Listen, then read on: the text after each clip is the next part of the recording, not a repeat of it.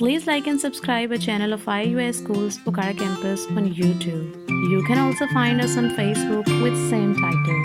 So don't forget to press the bell icon to ensure timely notifications of our updates.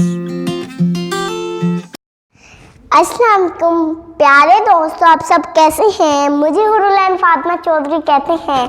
मैं reception 1 में पढ़ती हूँ।